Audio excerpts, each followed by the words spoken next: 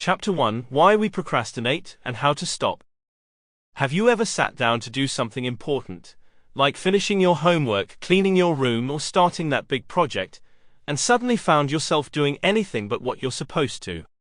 Maybe you scrolled through social media, watched just one more YouTube video, or even cleaned out your sock drawer instead. Sound familiar? If so, don't worry, you're not alone. This sneaky habit has a name: procrastination. Procrastination is when we put off tasks, even though we know they're important.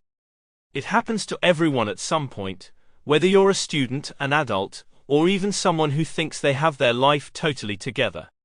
But here's the thing: procrastination isn't just about being lazy. There's actually science behind why our brains sometimes trick us into avoiding things we need to do. And once we understand why we procrastinate, we can figure out how to stop it in its tracks. In this chapter, we'll dive deep into the reasons behind procrastination and explore simple strategies to help you break free from its grip. By the end, you'll feel empowered to take charge of your time and crush those pesky tasks like a pro. What is procrastination, really? Let's start with the basics. Procrastination doesn't mean you're bad at getting things done. It means you're delaying action on something because it feels hard, boring, or overwhelming.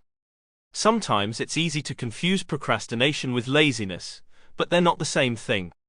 Laziness is when you don't want to do anything at all.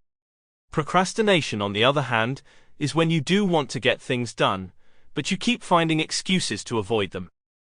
Think about it like this. Imagine you're standing in front of a giant mountain.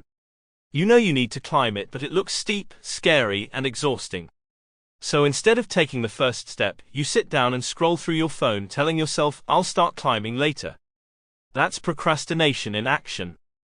But why does this happen? To answer that question, we need to look inside our brains. The science behind procrastination. Our brains are wired to seek pleasure and avoid pain. This makes sense if you think about it. If early humans hadn't been motivated to find food or stay safe from danger, they wouldn't have survived very long. But in today's world, this instinct can sometimes work against us. When faced with a task that seems difficult or unpleasant, our brain tries to protect us by steering us toward easier, more enjoyable activities. Here are 3 common reasons why people procrastinate. Fear of failure. Have you ever avoided starting a project because you were worried it wouldn't turn out perfectly? Or maybe you didn't try out for a team because you thought you might not make it.